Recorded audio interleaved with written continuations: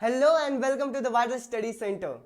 हम अभी तक बेसिकली चैप्टर वाइज पीवाईक्यूज कर रहे थे, लेकिन अब मुझे ऐसा लगता है कि वो समय आ चुका है जहां पर हमें सैंपल पेपर सॉल्व करने की जरूरत है, क्योंकि अब हमारे पास गिनती के सिर्फ आज से 60 दिन बचे और इन्हीं 60 दिनों के अंदर हमें डेली के डेली तकरीबन 15-20 क्वेश्चन सैंपल पेपर, वो भी मिक्स्ड, बाकायदा 15-20 क्वेश्चन से डेली सैंपल पेपर्स के करने पड़ेंगे, तो जाके हम बहुत बड़े परफॉर्मेंस लेके आ पाएंगे। लेकिन इसके अंदर सबसे खास बात ये रहती है कि जितने सारे क्वेश्चन रहते हैं वो हर एक चैप्टर से मिक्स्ड रहते हैं, ताकि हमारा दिमाग हर उस क्वेश्चंस के ऊपर या फिर हर एक चैप्टर के ऊपर थोड़ा थोड़ा करके क्या कर पाए, फोकस कर पाए।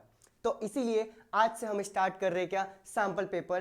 एंड इस सैंपल पेपर की सीरीज के अंदर जो पहला सैंपल पेपर लिया है वो 2025 से रिलेटेड जो सीबीएसई ने स्टैंडर्ड के लिए एक सैंपल पेपर रिलीज किया है, उसी सैंपल पेपर के 20 क्वेश्चन आज के इस लेक्चर वीडियो के अंदर हम करने वाले हैं। ठीक है, ये सारे के सारे हमारे पास एमसीक्यू है और हम कोशिश ये करने वाले हैं कि बहुत ही जल्दी स्पीड तरीके से हम इनको सॉल्व करें, फटाफट तरीके से सॉल्व करें।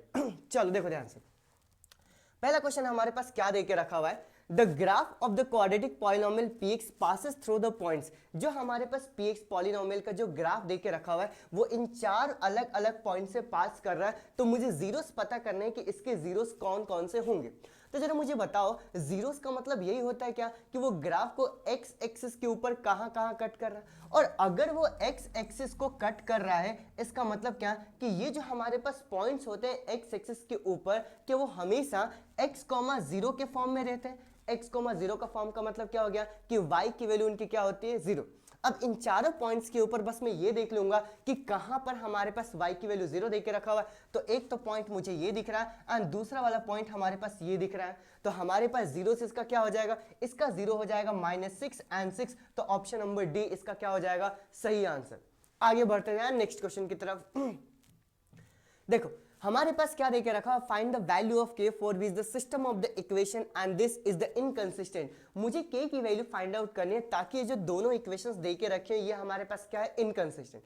अब तुम जरा मुझे बताओ, ये जो इनकंसिस्टेंट वाली चीज है ये ये क्या बोलते हैं, पैरेलल लाइन की कंडीशन में होती है। यानी कि अगर हमारे पास ये दो लाइंस पैरेलल देके रखा हुआ है तो मैं क्या बोलता हूं कि a1 अपॉन में a2 is equal to b1 upon में b2 is not equal to c1 upon में c2। ये हमारे पास कंडीशन होती है, और इस कंडीशन को जब मैं अप्लाई करने जाऊंगा तो a1 अपॉन में a2 यानी कि 3 अपॉन में 6, क्या यहां पर दिख रहा है 3 अपॉन में 6 is equal to b1 upon b2 यानी करूंगा तो कितना हो गया -k अपॉन में 10। जब मैं इसको कैंसिल करूंगा तो 3 से ये 2 टाइम्स के अंदर कैंसिल हो गया, 2 से 5 टाइम्स में कैंसिल हो गया, एंड जब मैं क्रॉस करूंगा तो -k इज इक्वल टू 5, तो मेरे पास k की वैल्यू कितनी आ गई, -5। तो ऑप्शन नंबर बी इसका क्या हो जाएगा, सही आंसर होगा। आगे बढ़ते हैं नेक्स्ट क्वेश्चन की तरफ। चलो देखो नेक्स्ट क्वेश्चन की तरफ मैं जाऊंगा तो हमारे पास क्वेश्चन नंबर 3 क्या देके रखा, पढ़ते हैं। Which of the following statement is not true. मुझे ये बताना है कि कौन सा स्टेटमेंट सही नहीं है ना। पहला statement, a number of the second can be drawn at any point on the circle. ठीक है, अगर हमारे पास किसी पॉइंट के ऊपर, मैं यहाँ पे मार्क कर देता हूं, तो यहां से मैं बहुत सारे सेकंड ड्रॉ कर सकता हूं। बहुत सारे सेकंड का मतलब क्या हो गया कि ये एक सेकंड हो गया, ये सेकंड हो गया, ये सेकंड हो गया, ये सेकंड हो गया। सेकंड का बेसिकली मतलब ये होता है कि एक ऐसी लाइन, ठीक है, जो हाँ सर्कल को किसी दो पॉइंट के ऊपर कट करती है। तो उन्होंने ये देख रखा, a number of seconds can be drawn at any point on the circle. ये बिल्कुल सही है, ध्यान रखना ये स्टेटमेंट बिल्कुल सही है, ऑप्शन सही नहीं है। आगे चलते हैं क्योंकि हमें नॉट ट्रू बताना है। आगे पढ़ते हैं, only one tangent can draw at the any one point of the circle. यानी कि यहां पे अगर मैं सर्कल ड्रॉ करता हूं तो यहां पे किसी एक पॉइंट के ऊपर एक ही टेंजेंट ड्रॉ कर सकता हूं। ये भी बिल्कुल सही ऑप्शन है, इसमें भी कोई दिक्कत नहीं, मतलब स्टेटमेंट बिल्कुल सही है। आगे चलते हैं, A chord is a line segment joining the 2 point on the circle। Chord basically क्या होता है कि अगर हमारे पास सर्कल देके रखा हो तो किसी भी दो पॉइंट को अगर मैं ज्वाइन करता तो उसको हम क्या बोलते हैं, कॉर्ड कहते हैं। यानी ये भी बिल्कुल सही है। तो अगर 3 स्टेटमेंट सही है तो ऑटोमेटिकली हमारे पास ऑप्शन नंबर डी सही हो जाएगा। लेकिन एक बार फिर से रीड कर लेते हैं ना। देखो from a point inside the circle only 2 tangent can be drawn. जरा मुझे बताओ, क्या अगर सर्कल के अंदर कोई पॉइंट दे के रखा हुआ है तो क्या मैं 2 टेंजेंट ड्रॉ कर सकता हूं? नहीं, गलत दे के रखा हुआ है। अगर हमारे पास सर्कल के बाहर कोई पॉइंट दे के रखा तो यहां से मैं 2 टेंजेंट ड्रॉ कर सकता हूं, ना कि सर्कल के अंदर वाले पॉइंट से 2 टेंजेंट ड्रॉ कर सकता हूं। देन तो इसका आंसर क्या हो जाएगा? Option number D. आगे जो बढ़ते हैं नेक्स्ट क्वेश्चन, क्वेश्चन नंबर 4 है ना। क्या देख रखा? If the nth term of an AP is 7n minus में 4 then the common difference of the AP. मुझे इसका कॉमन डिफरेंस पता करना है, तो इसका कॉमन डिफरेंस अगर मुझे निकालना है तो मैं a1 की वैल्यू कैलकुलेट कर लूंगा।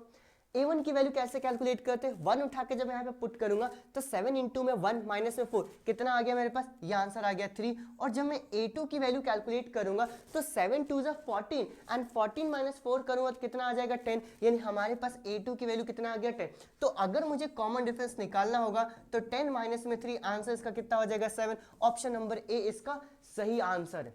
आगे बढ़ते हैं जरा नेक्स्ट क्वेश्चन की तरफ, ठीक है। देखो अगला क्वेश्चन नंबर 5 क्या देके रखा? The radius of the base of the right circular cone and the radius of the sphere are the 5 centimetre in the length. कुछ समझ में आया? फिर से पढ़ते। The radius of the base of the right circular cone, यहां पर अगर मैं राइट सर्कुलर कोन बनाता हूं, ठीक है, डन।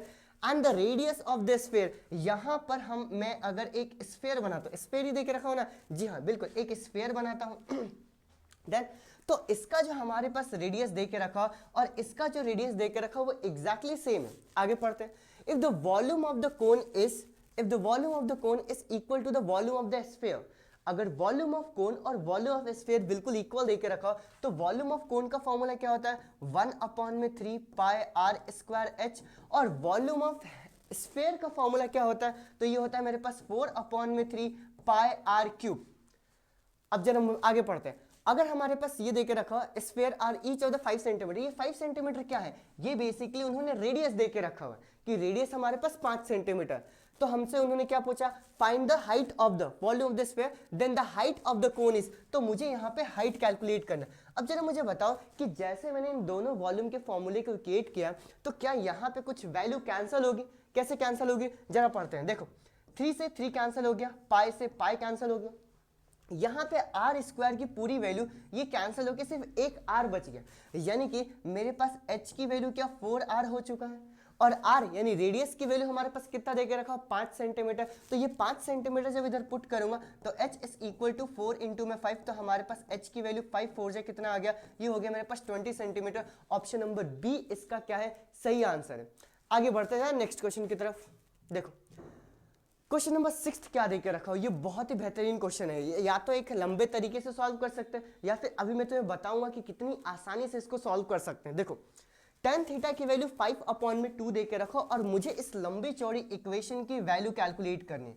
अब एक तो तरीका हमारे पास ये है कि tan थीटा अगर 5/2 देके रखा तो मैं अलग से sin थीटा निकालू, फिर मैं अलग से cos थीटा निकालू और यहां पर वैल्यूज पुट करके मैं सॉल्व करूं।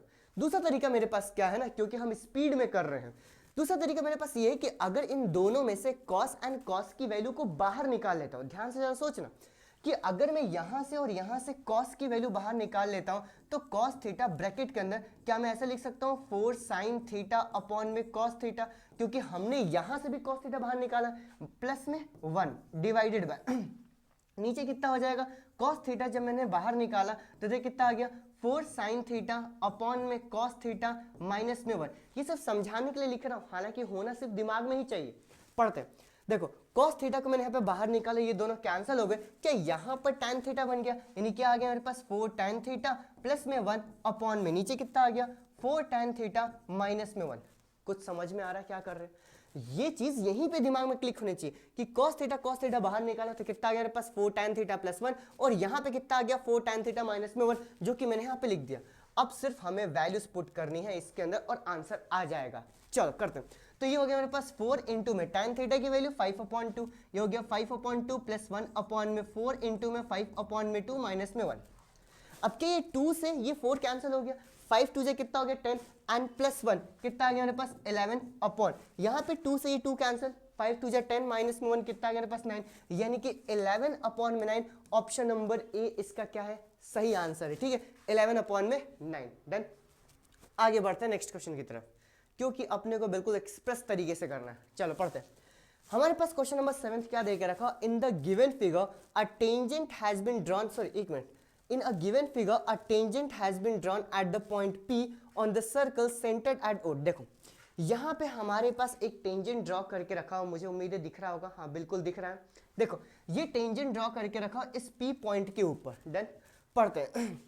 उन्होंने ये देके रखा इसका सेंटर हमारे पास O देके रखा, ये जो O है ये इसका बेसिकली क्या है, सेंटर है। आगे चलते हैं। एंगल TPQ 110 डिग्री, जो हमारे पास TPQ दे के रखा ये 110 डिग्री, ढूंढते कहाँ पे, ये जो पूरा का पूरा TPQ, ये जो पूरा का पूरा एंगल है ये हमारे पास कितना है, 110 डिग्री, दिख रहा ना। चल आगे पढ़ते हैं। फिर उन्होंने क्या दे के रखा, angle TPQ 110, then find the POQ। POQ basically जो सेंटर वाला एंगल है ना, ये सेंटर वाला एंगल मुझे कैलकुलेट करना है। पढ़ते हैं। तो अगर मुझे सेंटर वाला कैलकुलेट करना और हमारे पास ये टेंजेंट है, तो तुम जरा मुझे बताओ क्या इतना ये पूरा का पूरा हमारे पास क्या 90 डिग्री हो जाएगा। अगर मैं तुम्हें बना के फिर से बताऊं तो ये हमारे पास कुछ ऐसा देके रखा हुआ है। डन। देखो ये हमारे पास यहाँ पर और इसको ज्वाइन कर दिया। उन्होंने ये बोल के रखा हमें कि ये पूरा का पूरा एंगल हमारे पास 110 डिग्री है। तो तुम जरा मुझे बताओ अगर ये पूरा 110 है तो क्योंकि ये टेंजेंट है तो ये पूरी की पूरी वैल्यू 90 हो जाएगा। और अगर ये 90 हुआ तो यहाँ पर ये बीच वाला एंगल, ध्यान देना, ये वाला जो एंगल है ये कितना हो जाएगा, 20 डिग्री। अब अगर ये दोनों साइड्स इक्वल है तो ये 20 है तो ये भी कितना हो जाएगा, 20। अब इस ट्राइंगल के अंदर ये दोनों साइड्स इक्वल क्यों, क्योंकि दोनों की दोनों क्या है, बेसिकली रेडियस। तो ये 20 हो गया तो ये भी 20 हो गया, तो 20 और 20 कितना हो गया, 20 और 20 हो गया 40। और अगर मैं 40 को माइनस करूंगा 180 में से, तो क्या ये हमारे पास 140 डिग्री हो जाएगा। और यही तो पूछा गया POQ, यानी कि हमारे पास ऑप्शन नंबर C इसका क्या हो जाएगा, सही आंसर। आसान सा क्वेश्चन था, ठीक है। चलो पढ़ते हैं नेक्स्ट क्वेश्चन। अगला क्वेश्चन हमारे पास क्या देके रखा, a quadratic polynomial having the zeros -√5/2 and the 5/2 is. अब ध्यान देना, इस क्वेश्चन के अंदर बहुत सारे बच्चे कंफ्यूज हुए होंगे, समझते हैं ना। उन्होंने हमारे पास ये देके रखा क्वाड्रेटिक पॉलिनोमियल, अगर हमारे पास ये अल्फा की वैल्यू है और ये हमारे पास बीटा की वैल्यू है, तो तुम जरा सोच समझ के बताओ क्या ये अल्फा प्लस बीटा की वैल्यू क्या 0 हो जाएगा। और अल्फा इंटू बीटा की वैल्यू अगर मैं करूंगा तो क्या ये -5/2 होगा मल्टीप्लाई करके। फॉर्मूला क्या होता है, फॉर्मूला होता है x² माइनस अल्फा प्लस में बीटा, जो कि 0 हो चुका है ना, फिर plus alpha into beta is equal to 0, यानी कि बेसिकली ये वैल्यू तो हमारे पास 0 टाइम्स हो गया, 0 है ना, और ये माइनस अल्फा अपॉन में बीटा। फिर से समझाता हूँ, है ना, अगर नहीं समझ में आया तो हटाते हैं इसको। ये अल्फा की वैल्यू, ये बीटा की वैल्यू, तो अल्फा प्लस में, अरे यार आजा भैया, अल्फा प्लस में बीटा की वैल्यू हमारे पास 0 हो जाएगा। और अल्फा इंटू बीटा की वैल्यू अगर मैं करूँगा तो क्या -5/2 आएगा। ये थोड़ा सा स्पीड में कर लिया। फॉर्मूला क्या था, फॉर्मूला था x² minus alpha plus beta x, जो कि 0 हो गया, प्लस अल्फा इंटू बीटा, यानी -5/2 इज इक्वल टू कितना आ गया मेरे पास, 0। और अगर मैं इसको सिंप्लीफाई करूंगा तो ये ऊपर चले जाएगा, कितना हो जाएगा, 2x² माइनस में 5 इज इक्वल टू कितना आ गया, 0। लेकिन क्या ये ऑप्शन में दिख रहा है क्या, ये कंफ्यूज करेगा, ध्यान रखना। ये ऑप्शन नंबर पहला वाला अब एलिमिनेट कर दे, फर्स्ट वाला तो हो ही नहीं सकता। फर्स्ट वाला क्यों नहीं हो सकता, क्योंकि x की वैल्यू तो 0 देके रखा हुआ, यानी कि हमारे पास अल्फा प्लस बीटा की वैल्यू तो 0 होगा। आगे चलते हैं, ये वाला भी नहीं हो सकता ऑप्शन नंबर डी, जबकि सबसे ज्यादा कंफ्यूजिंग इन्हीं दोनों में से रहेगा। और मैं बताऊं तकरीबन जो बच्चे गलत करेंगे ना उसमें 99% बच्चे यही दोनों में से कोई एक टिक करके आते हैं। आगे बढ़ते हैं, यहां पे अगर मैं देखने जाऊंगा 8x² माइनस में 20, तो यहां पे मुझे समझ में आ रहा है कि अगर इन दोनों में से मैं 4 को कॉमन निकाल लेता हूं, ध्यान देना ना, अगर 4 को कॉमन निकाल लेता हूं तो यहाँ पे x² माइनस में 5 इज इक्वल टू कितना हो जाएगा, 0, सॉरी 2x² है ना, क्योंकि 4 2 8, 2x² minus 5 is equal to कितना हो जाएगा, 0, जो कि ये इक्वेशन हमारे पास नीचे आ रहा है, यानी कि ऑप्शन नंबर बी इसका क्या होगा, सही आंसर। बेसिकली उन्होंने आंसर निकाल के इसी में उन्होंने 2 से पूरे इक्वेशन में मल्टीप्लाई कर दिया था, सॉरी 4 से मल्टीप्लाई कर दिया था। और जब मैं 4 से मल्टीप्लाई करूंगा तो 4 2 जा कितना हो गया, 8x² माइनस में 20 इज इक्वल टू कितना आ गया मेरे पास, 0। आसान क्वेश्चन था ये भी। आगे बढ़ते हैं नेक्स्ट क्वेश्चन की तरफ, स्पीड में करना है अपने को। देखो, consider the frequency distribution of the 45 observation. ये हमारे पास टोटल 45 ऑब्जर्वेशंस देके रखे हुए हैं, डन। और उन्होंने हमसे ये पूछा है the upper limit of the median classes. Median class का मतलब क्या होता है, मीडियन क्लास का मतलब ये होता है कि जो हमारे पास मिड में वैल्यू देके रखी हुई है उसका जो हमारे पास अपर लिमिट होगा वो क्या होगा। तो क्या तुम्हें याद है क्या कि मीडियन क्लास के अंदर हम एक क्यूमुलेटिव फ्रीक्वेंसी भी बनाते हैं। क्यूमुलेटिव फ्रीक्वेंसी बना के बताता हूँ। देखो क्यूमुलेटिव फ्रीक्वेंसी, जैसे अगर मैं यहाँ पे फ्रीक्वेंसी लिखता हूँ कितना 5, 9, 15, 10 एंड 6, तो क्यूमुलेटिव फ्रीक्वेंसी हम कैसे बनाते हैं, हम बोलते हैं हो गया 5 और 9 कितना आ गया 14, 14 और 15 कितना आ गया 29, यहाँ पे ऐड करूंगा 39 एंड फिर कितना आ गया 45।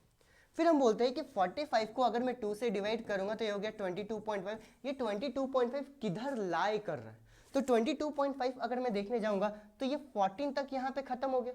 14 के बाद 15, 16, 17, 18, 19, 20, 21, 22, 23, 29 तक इसमें आएगा, मतलब कहीं ना कहीं ये 15 वाला ही है। अब 15 फ्रीक्वेंसी वाला कहाँ दिख रहा है, मुझे ये दिख रहा है। और जब यहाँ पे मुझसे पूछा गया अपर लिमिट क्या होगा, तो अपर लिमिट की वैल्यू हमारे पास कितनी देके रखी हुई है 30।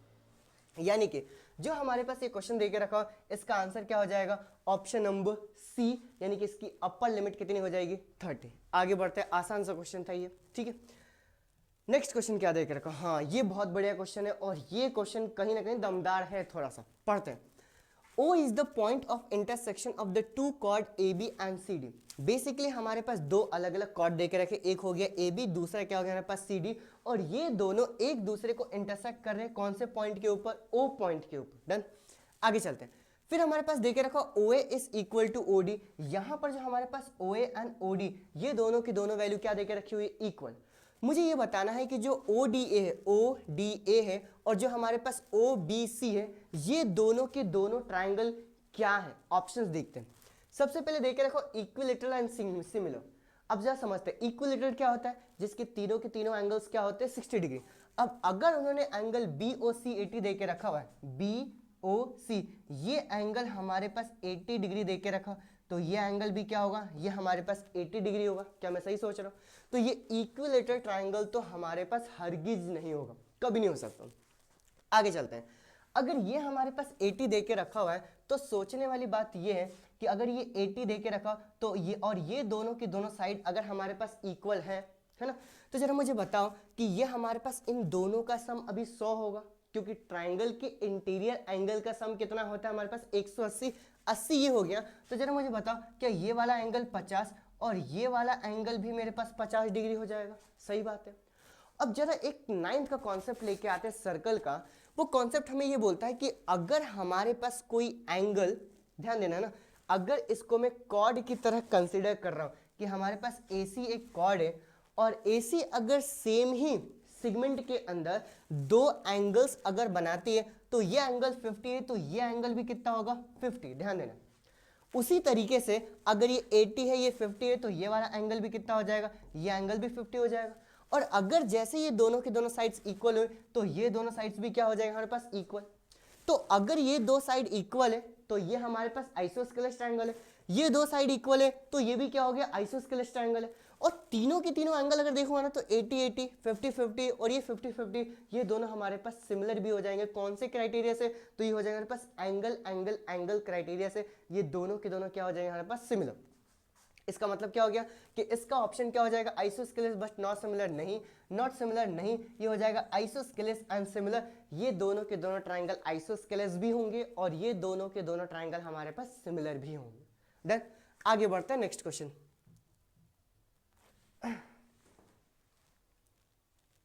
एक मिनट, चल पढ़ते हैं ना। 11th वाला क्वेश्चन हमारे पास क्या देके रखा हुआ है, the root of the quadratic equation x square plus में x minus 1 is equal to 0। अब तुम जरा मुझे बताओगे कि हम रूट्स बेसिकली निकालते कैसे। तो रूट्स निकालने का हमारे पास फॉर्मूला होता है सीधे x is equal to minus B plus minus में रूट बी स्क्वायर माइनस में 4ac अपॉन में 2a। सही सोच रहा हूँ क्या मैं? अगर ये फॉर्मूला मैं ध्यान से देखने जाऊंगा तो मुझे पता चलेगा कि A B C basically coefficient है। किस किस के कोएफिशिएंट, ए कोएफिशिएंट है एक्स स्क्वायर का, बी कोएफिशिएंट है एक्स का, एंड सी क्या है हमारे पास कांस्टेंट है। तो जब मैं ये वैल्यूज उठा के पुट करूंगा तो x इज इक्वल टू, बताओ b क्या हो गया 1, तो ये हो गया मेरे पास -1 plus minus root B square, 1 का स्क्वायर कितना लिखूंगा 1 माइनस 4 इंटू ए की वैल्यू 1 इंटू में सी की वैल्यू कितना हो जाएगा, सी की वैल्यू हमारे पास मल्टीप्लाई बाय -1 अपॉन में 2a यानी कितना आ गया हमारे पास 2। आगे बढ़ते हैं, x इज इक्वल टू -1, ठीक है, ये हो गया प्लस माइनस रूट। अब यहाँ पे देखते हैं, -4 इंटू -1 करूंगा तो क्या +5 हो जाएगा, एंड -1 4 इंटू में -1 करूंगा तो बेसिकली क्या हो जाएगा मेरे पास +4, एंड ये 4 एंड 1 कितना हो गया 5, यानी कितना आ गया √5/2।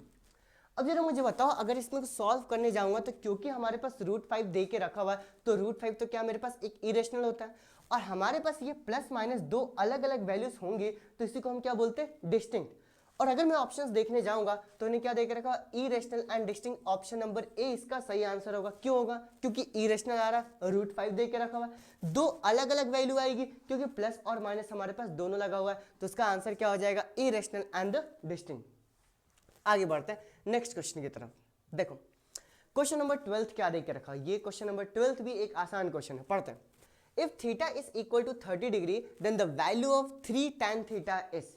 अगर हमारे पास थीटा की वैल्यू 30 डिग्री दे के रखा हुआ है तो हमारे पास 3 tan थीटा की वैल्यू क्या होगा, तो मैं बोलूंगा 3 इंटू में कितना हो गया tan 30, और tan 30 की वैल्यू क्या होता है 1/√3, ये हो गया 3 इंटू में 1/√3, आंसर कितना आ गया 3/√3। ऑप्शन नंबर सी इसका क्या होगा सही आंसर। आसान क्वेश्चन था।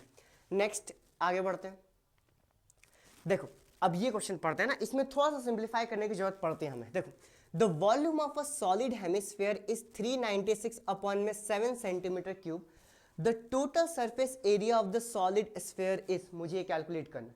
अब जरा मुझे बताओ कि वॉल्यूम ऑफ हेमिस्फीयर का फॉर्मूला क्या होता है। फॉर्मूला हम बाद में अप्लाई करते हैं, पहले देखते हैं वैल्यू क्या देकर रखे। तो वॉल्यूम ऑफ हेमिस्फीयर क्या देकर रखा, 396/7। डन। वॉल्यूम ऑफ हेमिस्फीयर का फॉर्मूला होता है 2/3 pi r cube is equal to 396/7। अब यहीं पर मैं वैल्यूज कैंसिल करने की कोशिश करता हूं पाई की वैल्यू पुट करने के बाद।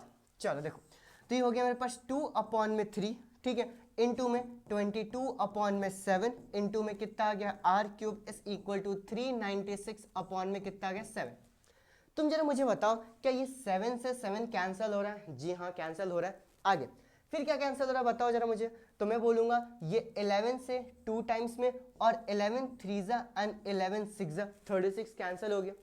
फिर और कैंसिल करूंगा तो 2 से ये हो गया मेरे पास 18, और यहाँ पे वापस 2 से कैंसिल करूंगा तो कितना आ गया मेरे पास 9।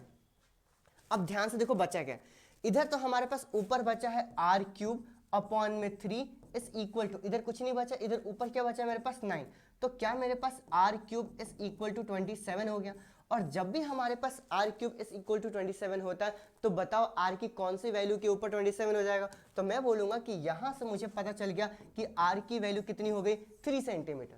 और अगर r की वैल्यू 3 सेंटीमीटर आ चुका है तो मैं क्या बोलूंगा कि मुझसे पूछा गया surface area of the solid sphere, तो सरफेस एरिया ऑफ स्फीयर निकालने जाऊंगा तो total surface area of hemisphere अगर मैं निकालने जाऊं तो इसका फॉर्मूला क्या हो जाएगा, ये हो गया 3 पाई r square. Done. Values put करूंगा तो कितना हो गया 3 इंटू में 22/7 इंटू में r स्क्वायर, यानी कितना मेरे पास 9।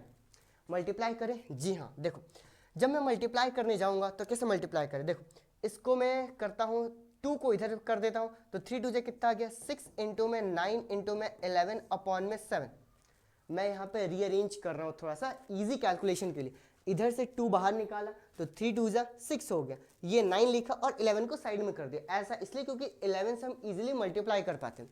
तो 9 6 कितना हो गया, 9 6 हो गया 54 इंटू में 11/7, और ये मल्टीप्लाई कैसे करते हो गया 4, ऐड करेंगे आगे तो 9, और फिर कितना आ गया 594/7। ऑप्शन नंबर बी इसका क्या हो जाएगा सही आंसर। तो ये ऐसा क्वेश्चन आया जिसके अंदर हमें थोड़ी कैलकुलेशन की जरूरत पड़ सकती है। आगे बढ़ते हैं नेक्स्ट क्वेश्चन की तरफ। 13 के बाद हमारे पास 14th, ये तो मैं बोलूंगा देखते सही आंसर निकल सकता है। देखो इन अ बैग कंटेन 24 बॉल, एक बैग के अंदर टोटल 24 बॉल्स दे के रखी हुई हैं, 4 आर द ब्लू, 4 उसके अंदर ब्लू है, एंड 11 आर द ग्रीन, 11 हमारे पास ग्रीन है, एंड बाकी जितने बचे वो कितने हैं व्हाइट। तो तुम जरा मुझे बताओ कि व्हाइट होंगे कितने, तो मैं बोलूंगा 11 और 4 ये हो गए 15 और आगे अगर मैं देखूंगा टोटल 24 है, तो टोटल व्हाइट बॉल्स हमारे पास कितने हैं, टोटल 9 है। 1 ball is drawn at random, the probability that drawn ball is white in the colour is, तो व्हाइट के आने के चांसेस क्या हो जाएगा, तो मैं बोलूंगा ये हो गया 9/24, जब मैं कैंसिल करूंगा तो हो गया 3/8। ऑप्शन नंबर बी इसका क्या हो जाएगा सही आंसर। आसान सा क्वेश्चन है ये, तो तुम दिमाग में भी कैंसिल कर सकते हो। नेक्स्ट क्वेश्चन, आसान आसान क्वेश्चन ही आ रहे हैं, ठीक है। चलो पढ़ते हैं। The point on the X axis nearest to the point -4, -5। देखो अब अगर मैं यहाँ पे बोलता हूँ कि एक पॉइंट दे के रखा हूँ -4, -5, ये पॉइंट है, देखो ध्यान से -4, -5, ठीक है। तो यहां से अगर x एक्सिस के ऊपर सबसे नियरेस्ट डिस्टेंस निकालना रहता है तो हम बोलते हैं कि इस पॉइंट से एक शॉर्टेस्ट डिस्टेंस यानी परपेंडिकुलर डिस्टेंस निकालने की बात कर रहे हैं। तो अगर मैं परपेंडिकुलर डिस्टेंस छोड़ो, अगर परपेंडिकुलर पॉइंट निकालने जाऊंगा तो क्या ये वाला जो पॉइंट आया होगा बेसिकली -4, 0 आया होगा। मतलब अगर -4, -5 के पास पहुंचना होगा तो यहां से -4 गया था, उसके बाद नीचे -5 गया था, तो ये पॉइंट हमारे पास सबसे नियरेस्ट वाला क्या हो जाएगा, -4, 0। ऑप्शन नंबर बी इसका क्या हो जाएगा, सही आंसर। नेक्स्ट क्वेश्चन पढ़ते हैं। अगला क्वेश्चन हमारे पास क्या देकर रखा, which of the following gives the middle most observation of the data. ठीक है, हमसे उन्होंने ये पूछ के रखा है कि इसमें से सबसे मोस्ट ऑब्जर्व जो मिडिल में होता है। अब मिडिल के लिए हम क्या यूज करते हैं, मीडियन। याद करो मैंने तुम्हें बताया था कि जो हमारे पास मीन होता है वो बेसिकली एवरेज होता है। ठीक है, आगे चलते हैं। जो हमारे पास मीडियन होता है, ठीक है, ये बेसिकली क्या होता है, हमारे पास मिड वैल्यू होता है। ठीक है, और जो हमारे पास मॉड होता है इसके अंदर क्या बोलते हैं, इसके अंदर बोलते हैं मैक्सिमम फ्रीक्वेंसी, मतलब जो जितनी बार आया है। अब उन्होंने बोल के रखा है मिडिल ऑब्जर्वेशन, इसका मतलब क्या हो जाएगा, मीडियन डेटा के बारे में वो हमसे पूछना चाह रहा है। देन आगे बढ़ते हैं नेक्स्ट क्वेश्चन की तरफ।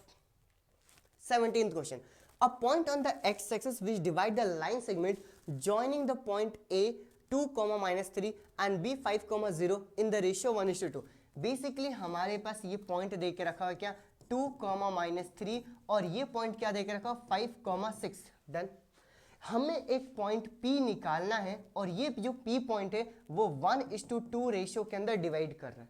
क्या ये तुम निकाल नहीं पाओगे, ऑब्वियस सी बात है, इजीली निकाल लेंगे। जरा सॉल्व करते हैं। देखो हम कैसे क्रॉस मल्टीप्लाई करते हैं। अगर मुझे ये P x, y निकालना रहता तो हम क्या बोलेंगे, 1 का मल्टीप्लाई 5 से कितना हो गया मेरे पास 5, प्लस 2 का मल्टीप्लाई -3 से कितना हो गया सॉरी 2 का मल्टीप्लाई 2 से कितना आ गया 4, अपॉन में 2 और 1 कितना आ गया 3, कॉमा ऐसे क्रॉस करूंगा तो 1 का मल्टीप्लाई 6 से ये हो गया 6, 2 का मल्टीप्लाई 3 से ये हो गया मेरे पास -6 अपॉन में 3।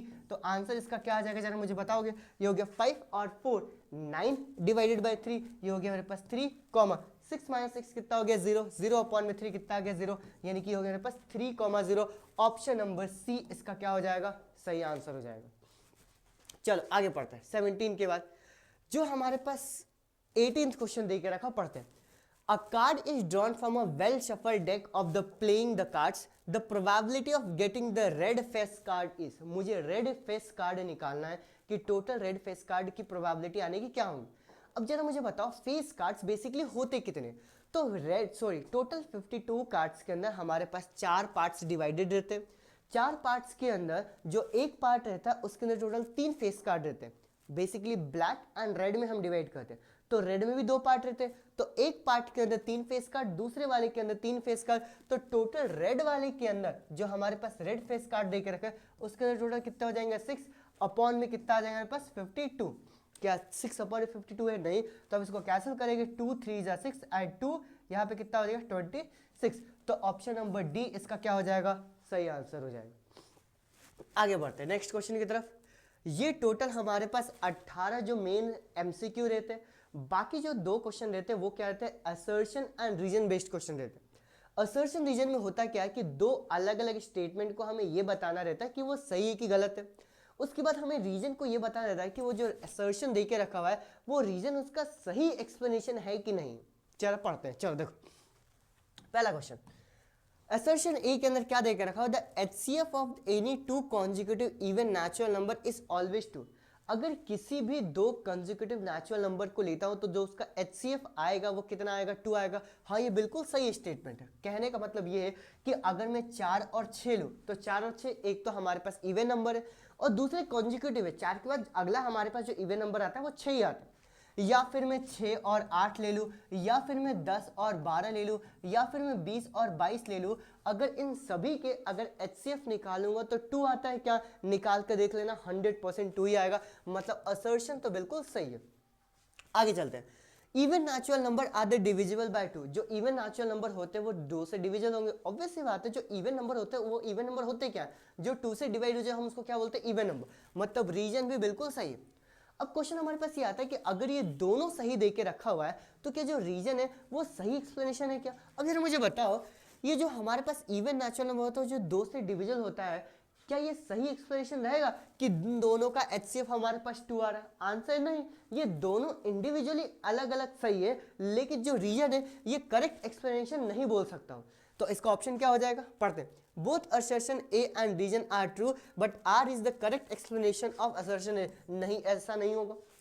Both assertion A and the reason are true, हाँ बिल्कुल सही है, and the reason R is not the correct explanation of assertion A. ये ऑप्शन नंबर बी इसका क्या हो जाएगा, सही आंसर रहेगा। आगे बढ़ते हैं नेक्स्ट हमारे पास एमसीक्यू क्वेश्चन के ऊपर। ये भी असर्शन रीजन ही देके रखा है और ये मैं बोलूंगा बढ़िया और तगड़ा क्वेश्चन है, ठीक है। मुझे इसको एक्सप्लेन करने की जरूरत पड़ेगी। चलो देखो, if the radius of the sector of the फिर से पढ़ते हैं। If the radius of the sector of a circle is reduced to half, ठीक है, and the angle is double, then the perimeter of the sector remain the same. जो उसका perimeter रहेगा वो बिल्कुल सेम रहेगा। क्वेश्चन समझ में? हमारे पास एक सेक्टर देके रखा हुआ है। सेक्टर कैसा होता है, सेक्टर हमारे पास ऐसा होता है। देखो, अगर इस सेक्टर के रेडियस को मैं हाफ कर देता हूं, reduce to half, and the angle is double, और अगर इसके एंगल को मैं डबल कर देता हूं तो जो इसका पेरीमीटर रहेगा वो बिल्कुल चेंज ही नहीं होगा, वो एज इट इज बिल्कुल सेम ही रहेगा। करके देखते हैं जरा, है ना। देखो, मान लेते हैं कि हमारे पास ये एक सेक्टर देके रखा हुआ, ध्यान समझ, है ना। इसका रेडियस आर है और ये हमारे पास रेडियस आर है। इसके थीटा को मैं मान लेता हूं क्या, कि ये हमारे पास थीटा देके रखा। उन्होंने क्वेश्चन चेंज करके क्या बोला है कि अगर रेडियस को रिड्यूस करके हाफ कर देता हूं, ये देखो ध्यान से, अब ये रिड्यूस हो गया, इसको थोड़ा सा और अच्छे से एक्सप्लेन करता हूं, क्योंकि एंगल को अपने को क्या करना है, डबल बनाना है। देखो बिल्कुल, ये हमारे पास एंगल क्या हो गया, डबल। ये जो हमारे पास रेडियस था, इस रेडियस को हम हाफ कर रहे हैं, यानी कितना हो गया, r अपॉन में 2, और इसका भी क्या हो गया, r अपॉन में 2। और जो हमारे पास ये एंगल थीटा था, इस एंगल थीटा को हमने डबल करके क्या कर दिया, 2 थीटा कर दिया। पहले तो ये चेंजेस कर, ये चेंज करने के बाद वो ये बोल रहे हैं कि जो इसका पेरीमीटर होगा और जो इसका पेरीमीटर रहेगा वो एग्जैक्टली सेम होगा। पहले मैं इसके पेरीमीटर निकालने की कोशिश करता हूँ। इसका पेरीमीटर कैसे निकालते हैं कि जो बाउंड्री वाली चीज हमारे पास दे के रखी है वो बाउंड्री वाले निकालेंगे और फिर इसको लिखेंगे। चल, इसका बाउंड्री यानी कितना हो गया, r, यहाँ पे चलना स्टार्ट किया, ये r प्लस में ये हमारे पास क्या हो गया, r। और अगर मैं ये आर्क निकालने जाऊं तो आर्क का फॉर्मूला क्या होता है, तो आर्क हम निकालते हैं थीटा अपॉन में 360 multiply by 2 pi r। Done. आगे चलते हैं, इसको थोड़ा सा सिंप्लीफाई करूंगा तो पेरीमीटर क्या हो गया, r प्लस में r कितना आ गया, 2r प्लस में इधर क्या लिखूंगा बताओ, ये हो गया मेरे पास थीटा 2 पाई r अपॉन में कितना आ गया, 360। पहले इसको निकालते हैं और फिर कंपेयर करेंगे। जब मैं इसका पेरीमीटर निकालने जाऊंगा तो क्या हो जाएगा बताओ, इसका पेरीमीटर ये हो गया मेरे पास r अपॉन में 2 प्लस में r अपॉन में 2 प्लस थीटा अपॉन में 360 इंटू में 2 पाई r। लेकिन r की जगह यहाँ पे r बाय 2 दे के रखा हुआ, तो यहाँ पे कितना हो गया, r अपॉन में 2, और यहाँ पर थीटा की जगह उन्होंने क्या दे के रखा हुआ, 2 थीटा, तो हमने क्या कर दिया यहाँ पे 2 थीटा। अब जरा मुझे बताओ, अगर मैं ध्यान से देखूं तो यहाँ पे ये 2 को और ये 2 को कैंसिल कर सकता हूँ क्या, जो चेंजेस आए हैं वो ऑटोमेटिक कैंसिल हो गए। लेकिन यहाँ पर थोड़ी कैंसिल हो रहा है, ये पेरीमीटर कितना हो गया, r upon 2 plus r upon में 2 कितना आ गया, r प्लस यहाँ पे कितना हो गया, थीटा अपॉन में 360 इंटू में कितना आ गया, 2 पाई r। अब अगर मैं इन दोनों को कंपेयर करूं तो क्या ये दोनों की दोनों वैल्यू सेम है क्या, नहीं। देखो, थीटा अपॉन 360 2 पाई r और यहाँ पर भी थीटा अपॉन में 360 2 पाई r, ये दोनों वैल्यू तो सेम है, लेकिन यहाँ पे 2r है, लेकिन यहाँ पर क्या हो चुका है, r हो चुका है। इसका मतलब क्या हुआ, इसका मतलब हुआ कि इन दोनों के पेरीमीटर इक्वल नहीं है। तो जो हमारे पास पहला असर्शन था क्या, if the radius of the sector of the circle is reduce to its half, अगर मैं हाफ में रिड्यूस कर देता हूं, and angle is double, then the perimeter of the sector remain the same. क्या पेरीमीटर सेम रहेगा, answer नहीं, perimeter same नहीं रहेगा। समझ में? आगे चलते हैं। रीजन क्या देकर रखा, the length of arc subtending angle theta at the centre of the circle, ठीक है। अगर लेंथ ऑफ आर्क निकालने जाऊं तो उसका फॉर्मूला क्या होता है, इसका फॉर्मूला होता है थीटा अपॉन में 360 इंटू में कितना आ गया, 2 pi r of the circle r is equal to theta sorry pi R theta upon में 180 कैंसिल करके देख लेता हूँ। जब मैं 2 से कैंसिल करूंगा तो क्या 180 आ जाएगा, हाँ बिल्कुल आ जाएगा।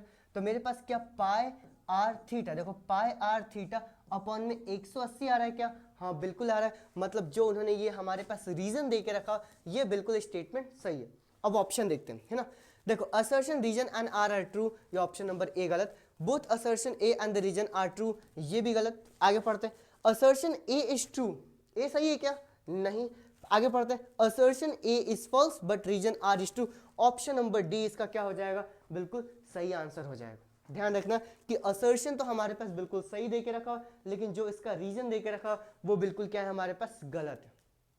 ठीक है, तो ये जो हमारे पास सैंपल पेपर जो रिलीज किया था, किसने रिलीज किया था, सीबीएसई ने रिलीज किया था। स्टैंडर्ड वाले का जो शुरुआत के 20 क्वेश्चन जो एमसीक्यू में पूछे गए थे, इसको हमने आज डिस्कस किया। कल आगे के क्वेश्चंस डिस्कस करेंगे। मुझे उम्मीद है कि ये पूरे के पूरे 20 क्वेश्चन तुम्हें समझ में आया होगा। जिस क्वेश्चन में ऐसा लग रहा है कि नहीं ये क्वेश्चन कहीं ना कहीं हमें दिक्कत दे रहा है, उस क्वेश्चन के लिए जाके बाकायदा फॉर्मूलेस वाली कॉपी के अंदर एक बनाई होगी या फिर बना ली होगी, ठीक है। या फिर जो कॉन्सेप्ट होते हैं उस चैप्टर के वो जाके रिवाइज करो। और अगर कुछ भी डाउट आता है तो तुम मुझसे डायरेक्टली कांटेक्ट कर सकते हो मेरे नंबर के ऊपर, ठीक है। नंबर क्या है मेरा, ये हो गया मेरे पास 8982668136, ठीक है। इसके ऊपर तुम मुझे कांटेक्ट कर सकते हो। मैं डेली अब वाइटल स्टडी सेंटर जो हमारे पास व्हाट्सएप चैनल है उसके ऊपर क्वेश्चन भेज दिया करूंगा। बाकायदा 20 क्वेश्चन तुम्हें बैठ के बाकायदा सॉल्व करना है एंड फिर इसके सॉल्यूशन वीडियो करेक्ट रात के 8 बजे तुम्हें मिल जाएंगे। Once again thank you so much, bye bye.